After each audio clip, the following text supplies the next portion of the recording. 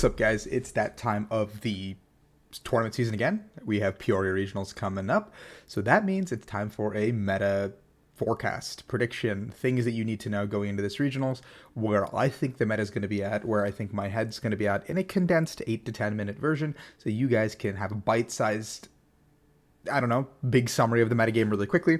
Heading into Peoria, and I think that absorbing information in any aspect is very good because it is the first tournament of with Lost Origin being legal in competitive play, in like official competitive play, I think is the correct term to put it. And that also means that it will be the pace setter. And it's on, I think, pace also to be our largest regionals in history with over 1,100 masters registered. Now, if everyone shows up, it will be the largest TCG regionals in history, which is awesome. So I hope you guys all go over there and have a blast. I will not be making it, unfortunately. I will be attending my best friend from high school's wedding, so I will not be there. But, you know, some things only happen once in life. And Peoria Regionals, if it doesn't happen next year, well, it'll be another thing that only happened once in life. But that being said, the Peoria Regionals metagame has introduced Lost Zone. So the Lost Zone mechanic, the Lost Zone engine are these really cool cards in the form of Comfy, in the form of Cramorant, Sableye, Courses, Experiment. Like, these cards are very, very, very strong, not only in their own capacity, but as an engine. So, starting the video off, I'm going to talk about my top 3 decks. I think we're going to start with the top 3 as always, and I think 4, I'll like explain where I think 4 and 5 are in some aspect. I think the number 1 deck to expect is Lost Box. I think Lost Box, whether it be single prizers, with V Pokemon. This is not including Giratina, by the way. I think Lost Box as a whole is individually like your Mirage Gate with water energies, maybe like Zard even, playing the Crabominable potentially, like Raikou. Like, it has an infinite potential to use any kind of energy attacker as long as you're playing some waters and some psychics. The third energy type can be whatever you want because the waters can facilitate your Radiant Greninja as an attacker in any matchup, and bump your Luminion off the board, and then, I don't know, like playing the Psychics gives you access to Sableye, and I'm guessing you don't have to play Sableye, but it's just a naturally very good card. And then you can play a third or even fourth energy type because Mirage Gate grabs you whatever you need. So you can play cards like Raikou V, Crabominable V, the Radiant Zard, even if you want to go for that build and end the game off with it. So Lost Box as a whole will be our public enemy number 1. It is one of the newer sets, the decks, and I'm seeing almost a 20% play rate in online tournaments, which is a good indication that people are trying it out. People are liking it. The win rate is very strong. Players are posting innovative and creative lists with 4 copies of Cancel and Cologne, 4 copies of Path to the Peak, things like that to deal with the Empoleons, which I think will also rise to the top. So if you're playing Lost Box, be prepared for Hand Disruption. I think Hand Disruption can be damaging to Lost Box, but there's not that many decks that can reliably play Hella Hand Disruption, so kind of finding a way to deal with that Rock Sand turn is your important thing. And then if you're playing Lost Box, also be ready to deal with things like Empoleon V, which players will play to kind of shut you out either in Palkia or Kyurem or something like that. Like, I think, sorry, it's Kyurem. I've been saying it wrong my whole life. But these cards are going to be there to kind of make sure that you don't get to play your game. So prepare yourself to deal with hate for the Lost Engine. Now, number 2 on my list is gonna have to be Giratina. Now, I'm separating Giratina and Lost Box because I think Giratina as a whole can be played either like a turbo Lost Box engine, or you can play like a little bit of a slower like RCS Giratina, or even just like Giratina can do whatever. It comes in many shapes and forms. Being able to hit for 280 in this format is absolutely fantastic because there's no V-Star Pokemon. I might be wrong, but there might not be any relevant V-Star Pokemon that have more than 280 HP. So by being able to knock that out is just it's tremendous.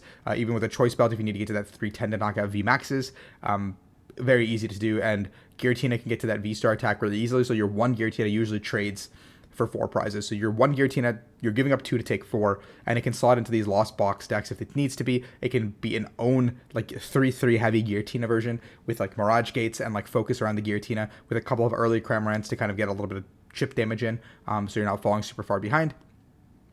Or you can play with like RCS Giratina, like I said. So I think Giratina as in some capacity will be very, very strong.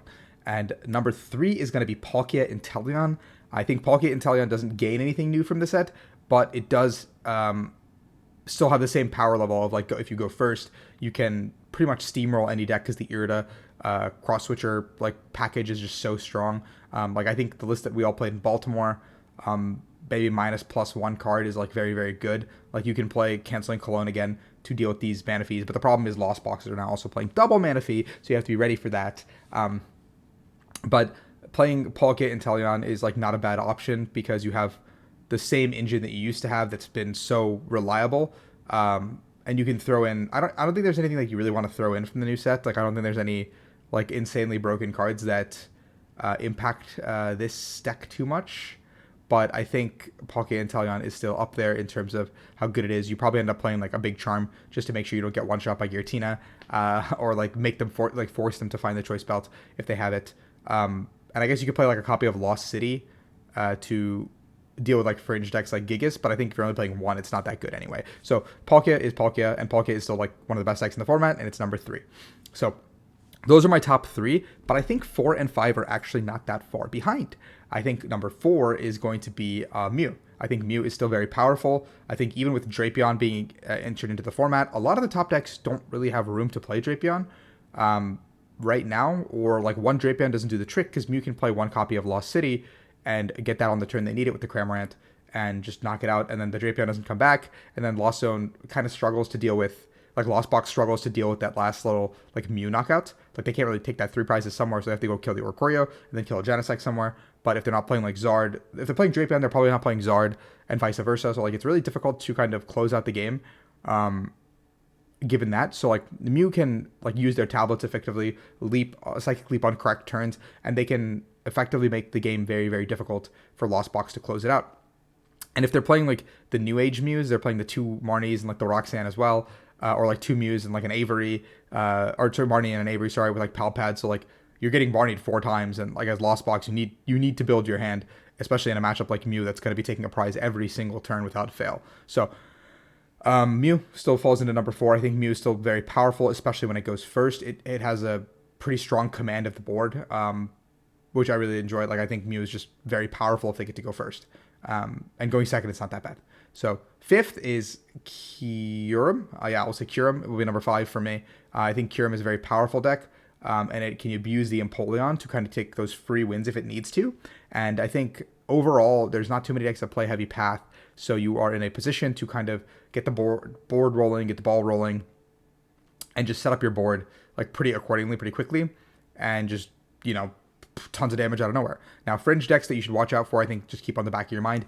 Dialga, I think RCS like Giratina or like RCS Pika plus attackers can also still be prevalent in some in form, shape, way. I don't know. Like I've tried a lot of variants in the last 2 weeks, and none of them have been very good. None of them have been very convincing. I'm not gonna lie to you guys. So maybe it's dead, but don't be surprised if you see it across the table from an Arceus. Arceus Intelligon performed well this weekend at the Limitless Showdown, so keep in mind that Arceus Intelligon could resurface in some capacity. Regigigas is another Fringe deck that could still see play. I know Lost City is out, so that should deter it a little bit, but I think the amount of like sheer just like strength it has can be very good. I'm trying to think of any other Fringe decks I'm missing. I think those are the main decks so far.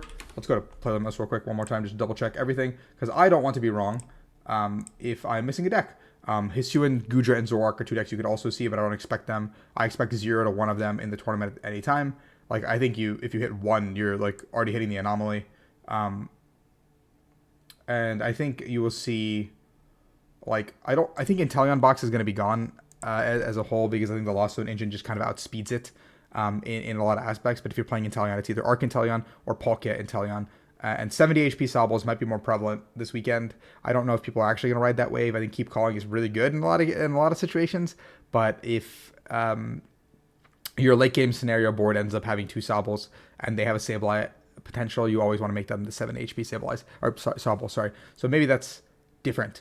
But anyway, I think the metagame is going to be really interesting. I'm really curious to see what people come up with, because the Lost Box engine has infinite potential realistically. And I think there's a world where we could see like some crazy thing that is only good for one tournament. Like someone made the right meta call, someone made the right energy typings. Like maybe they found some crazy, like, I don't know, dark attacker or some crazy metal attacker that like everyone else has missed, or a fighting attacker that everyone else missed. And for this one tournament, the one metagame, everything falls together, and it just goes their way. Like through 15 rounds and 3 rounds of switch, like 3 rounds of cut, like everything went their way to put them into the regional championship win. But that might not hold till Salt Lake. So if I was going, I'm actually really sad I'm missing it, because it seems like a very fun metagame and a really fun tournament to try to break. Like I've been playing a lot of Pokemon, even though I know I'm not going to get to play Pokemon for the next 10 days while I'm out of town. So it's like kind of eating away at me, because I love playing this game, and this is like a really cool set to play. And like I wish we had this for Worlds. Like this would have been sick for Worlds. But anyway, I digress. I am ranting. But thank you guys for watching. As always, I hope if you're going to Peoria, let me know in the comments below. And I mean, I wish you luck. Like yeah, like let me know if you want me to wish you luck or something. Like, and if you have any like deck advice questions or matchup advice questions, leave them in the comments below. I will try to answer them to the best of my ability. I do try to respond to every YouTube comment if I can. So thank you guys. Good luck, and I will be cheering everyone on. So get some CP and let's go to Worlds.